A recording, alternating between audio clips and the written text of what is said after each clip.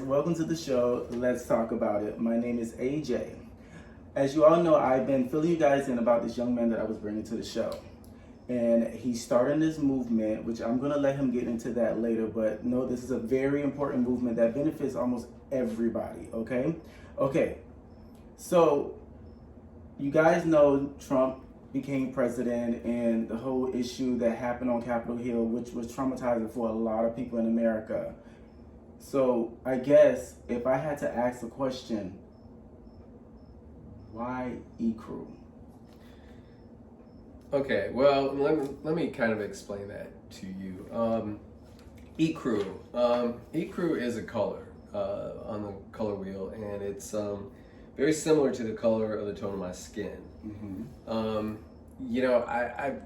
I know you brought up Trump, but he's no longer in office, so we don't. Even though there was a lot of really bad things that happened from that administration, I think the one good thing that happened out of it is that it really exposed a lot of people for who they are. Mm-hmm. And so that really made me start to think, how do I differentiate myself from those people? I mean, listen, I drive a truck, I'm perceived as white. If somebody sees me, I don't want them to, associate me with them. Mm-hmm. I really want to distance myself from that and let people know that, I operate a lot differently. And also, the other reason I, like the name Ecru is because it's also an acronym for every color and race united. I love that. So that's another reason that I kind of chose that name. And so really, it's just I don't know. You call it a movement. I just call it a choice at the moment. And I just want to bring this to other people's attention because I think that we collectively, as perceived white Americans who don't follow that train of thought, have to have a way to differentiate ourselves so that people know who their allies truly are. I just want to,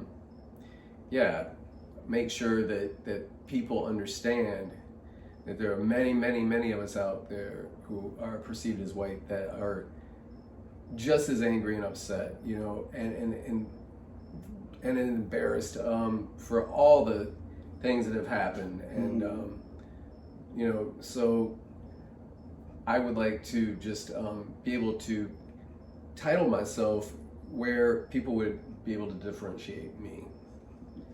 And besides that, if you really look at, why, white, I mean, nobody's truly white, but, white is that, what people consider to be, a pure symbol. Think about it, Snow White. Do you think that was a mistake? No, it wasn't a mistake. No, it was not. I mean, it's like, so like I said, I'm just really trying to make sure people understand that I am an ally for everyone, except for that population. Right. Yeah, I'm not an ally to them. If they ever want to sit down and have a discussion, I would be more than happy to do that with them, but you typically can't. They don't have conversations typically. Right. More like they'll spew out the same rhetoric. Yeah. And it's like I just don't want to. Time is the most precious commodity we have. I don't want to waste my time just on nonsense. Thank you. Yeah. So let me ask you another question. How did you feel when you saw people of color being treated different from people that being treated different in every way possible that it can be done? Well, I mean, I have to admit, I've seen that my entire life. Growing up close to Detroit, I've seen and heard, all of it. And it's always been embarrassing, from the time I was very young, because, I grew up, thank goodness, in a very liberal-minded household where, You know, my parents did have friends of color that did come for dinner. So, you know, for me, I was taught, you know, and this is the whole thing with these people, like, you know, and this isn't rocket science, you know, typically people who are very racist, you know, it's because they were somehow indoctrined into that. You know, that doesn't happen on its own. Right. You know, is what I'm saying. There are influences that are putting that ideology in that person's brain. Right. You know, so, you know, I just feel lucky that I never grew up in a household like that. You know, I don't know what that experience would be, and I'm so grateful for that. I like what you said. What you said is a lot of people, it's been indoctrinated, basically. It is taught, because a lot of times when you see a kid that look different from you, like, mommy, why does that kid look different? Why is that kid's skin color a little different? But it's because a lot of times they're not taught, or a lot of times they're taught to be negative towards people that looks different towards them. So I like when you said that. That's very, very true. So what would be your intake when it comes to racism? What do you mean? Like, when I say your intake, how would you change it? If you had a chance to change it, what would be your thoughts on that? Oh my gosh, that's a whole nother show. That's a very broad question. Listen, all I can say about that, how would I change it? You know, I can't change it. All I can do is maybe, you know, through finding some commonality with someone, try to change their mind, you know, to see, you know, things differently, which I do, you know, and I will challenge people on their views. Like, I grew up, you know, like I said, close to Detroit, but then, you know, my mom, you know, at the towards the end of her life was living in a small town, and I remember going into McDonald's and to order some breakfast for her when I was visiting one time, and there was a table of 4 white people, older white people, and you could tell they were farmers. I mean, it was pretty easy to tell. And they were all talking about how, you know, the blacks and the Hispanics were coming and they were going to take their jobs. Everyone's jobs, you know, were going to be gone, and you know, yeah, they would be a minority. And so I just had to stop and turn around. And I looked at them and I said, you know, I couldn't help but to overhear your conversation. And, you know, I'm just curious. All these people of color that you talk about that are coming to take everyone's jobs, I said, number one, like, where are they? And I look around and I said, I haven't seen any in this town. Where are they? And, you know, they all just looked at me like deer in headlights, shocked. They had no words. You gave them a whole culture shock, like, what the heck? You know, and I also said, and I'm really curious, you know, what jobs are they taking from whom? Because the last thing I knew, if you applied for a job and you were given the job, it's typically because you're qualified for that position. So if they are people from other lands that are qualified for positions and they're here legally, why shouldn't they be given that opportunity? Right. You know, I mean, I spent many years in HR, and, you know, everybody knows it's so true that, you know, studies have been done where you send out 2 identical resumes with the exception of the name. Everything else, address down, exactly the same. However, one may have the name Rashid Williams. The other one may have the name John Smith. The callbacks on these resumes, they were inappropriately, like, skewed, where, you know, I don't remember the exact statistics, but, like, you know, 60% more people called the perceived white name versus the perceived black name. Wow. And so, you know, there again, you know, I've known and I've seen it all my life, is, you know, to get back to the original question. I've known it, I've seen it all my life, I know it exists. How would I change it? And I'm sorry I went off in that little... No, that's fine. But how would I change it? Like I said, I just try to do, outreach one at a time, which is kind of why I segued into that story about challenging people when I can. I think that's very important. You typically will leave them speechless because there is no rebuttal to that. Right. So I encourage people to challenge others because I think that slowly can start to change minds. Maybe that will ruminate. Maybe they won't.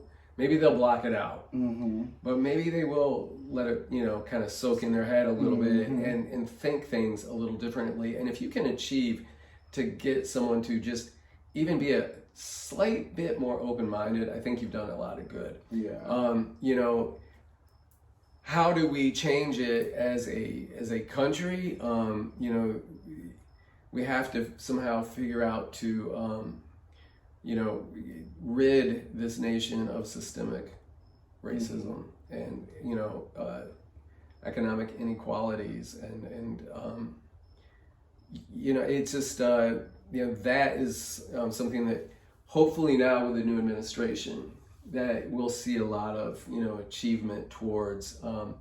There's always going to be this group of people that just they're not going to be happy and they don't like anything that doesn't look like them. Right. And I think I always call them prehistoric because actually if you look at science,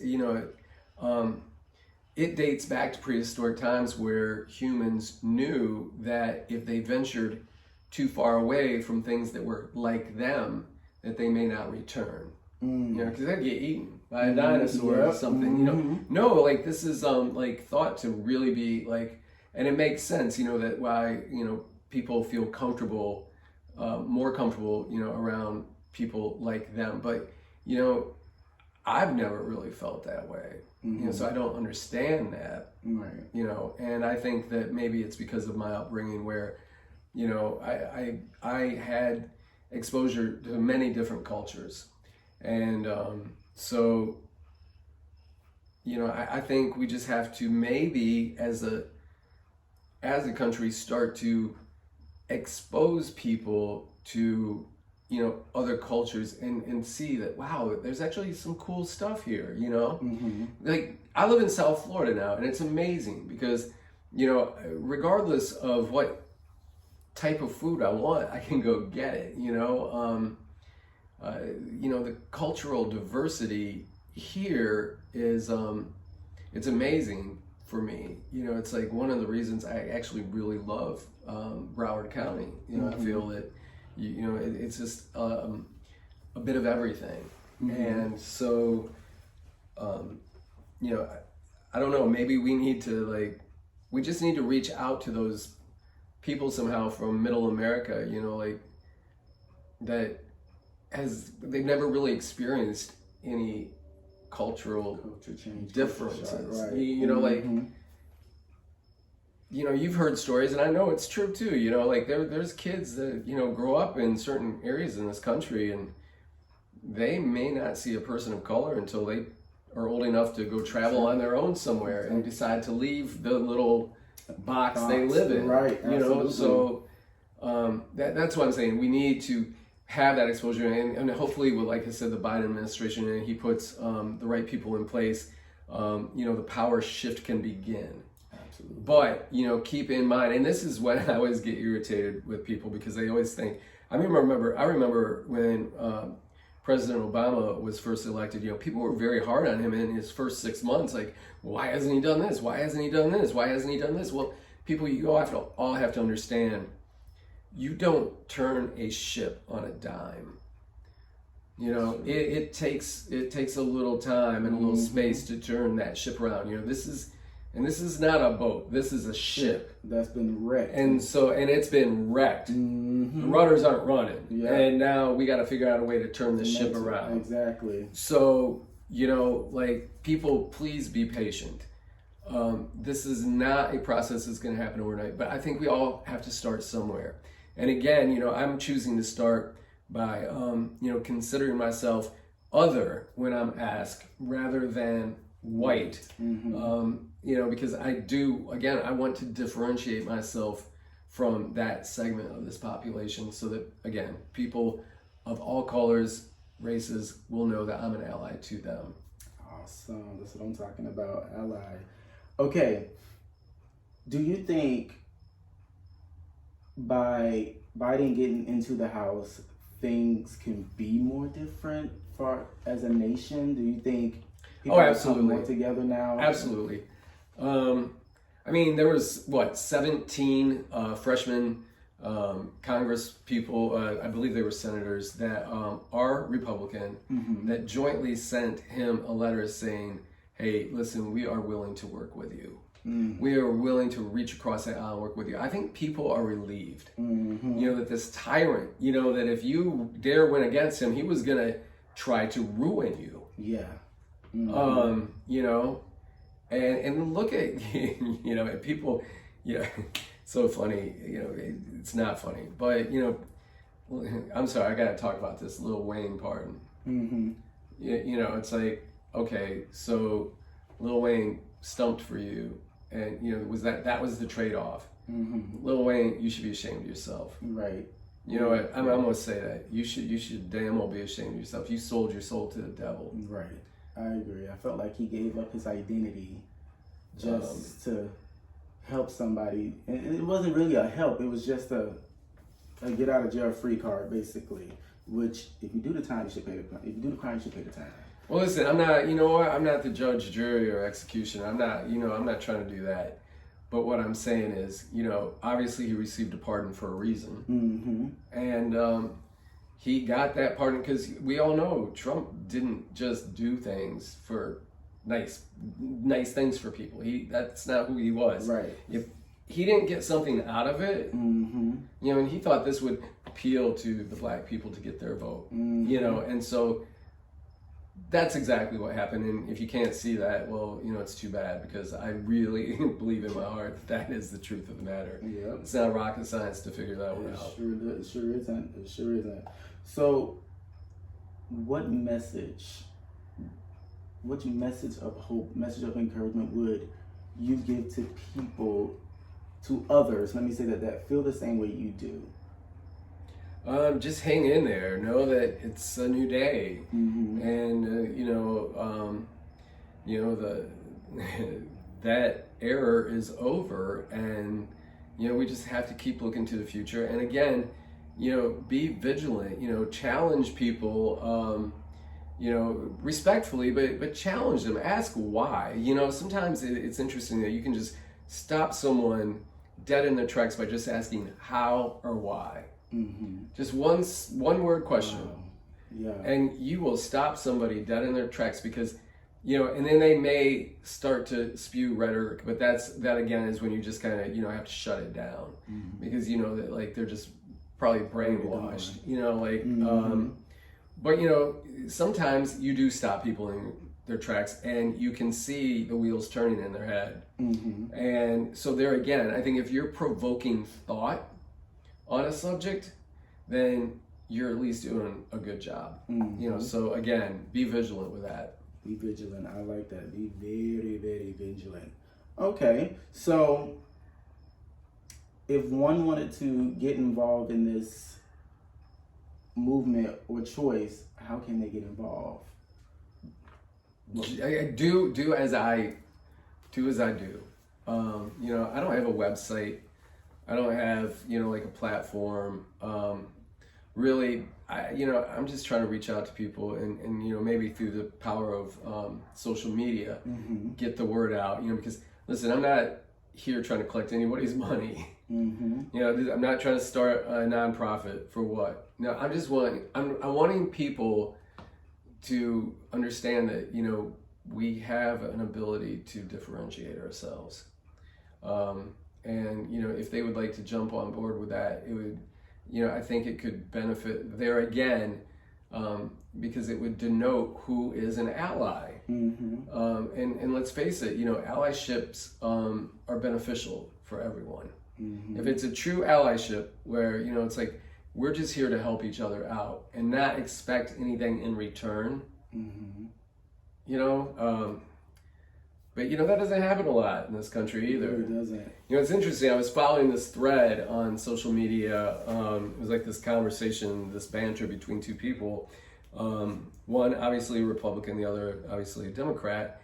And what it basically boiled down to is the Republican was pissed that Joe Biden was in office because somehow he felt like he was going to have to pay more taxes.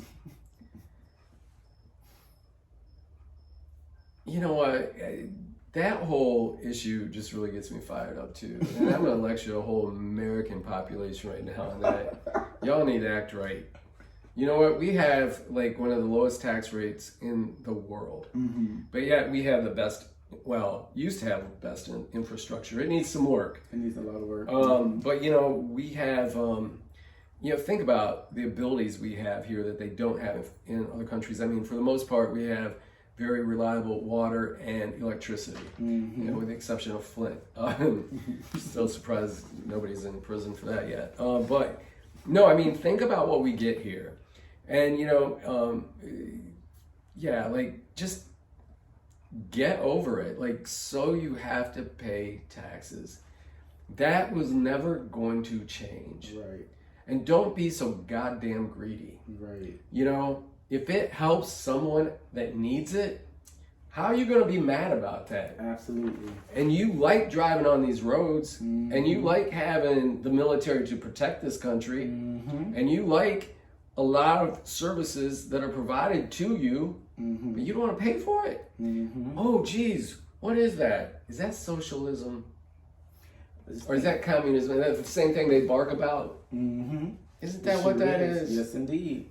All right. Yes, anyway, I got sidetracked, but you know, it's so easy to just pick on that group of people. And there again, I guess the reason I even bring that up is because there again, that's another way I really want to differentiate myself from him. You know, them. You know, like I said, this isn't, you know, a benefit to me. You know, I just you know, am trying to identify myself the way I feel I should be, which is not part of that. Thank you. So, how did you feel about history being made? I cried. Oh, wow. I did. I actually, you know, I was in my office, but I was live streaming, and you know, I became very emotional. I didn't like bawl like a baby, but you know, it was just like this sigh of relief. I just felt like this tension just kind of drain out of me onto the floor. I'm not even kidding. I just felt like, and I was like a big burden just. Yeah, I'm like, wow, you know, look at this. Look at this history being made in my lifetime. You know, I mean, I was very proud that I was able to work both campaigns for Barack Obama.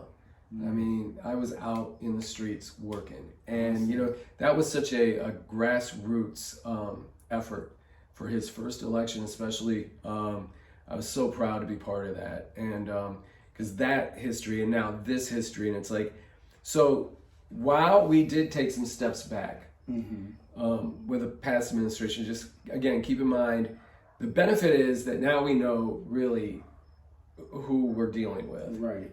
Again, Ecru, I want to separate myself from that. Right. You know, and so there was the benefit, and now it's like, now we can get back on track, and again, like, start to turn this ship. Turn this ship. Yeah.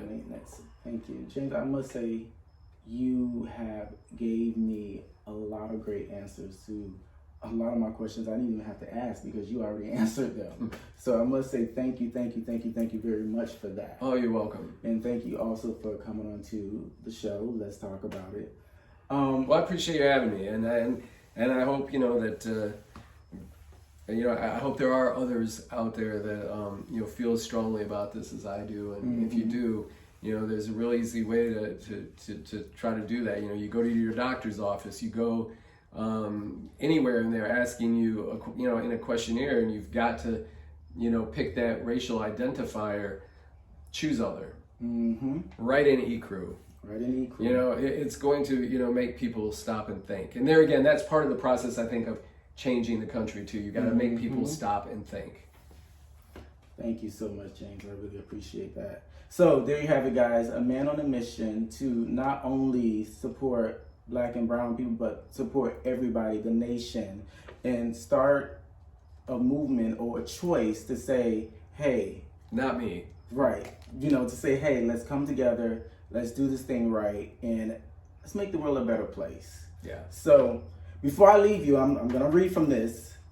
Before I leave you, there is a quote, because you kind of mentioned it when I asked you a certain question, and you mentioned it, and you said people that look like you, like you. So from one of my favorite Disney movies, and it says, you think the only people who are people are the people who look and think like you. But if you walk the footsteps of a stranger, you learn things you never knew. And that line by itself was so powerful. Yes, it is. Because, wow. So, with that being said, thank you guys for coming to the show. Remember, I'm AJ, and this was my guest, James. Tune in next time to Let's Talk About It. Have a good night. Remember to stay cool, stay loved, stay blessed. And remember to always live in peace. Deuces.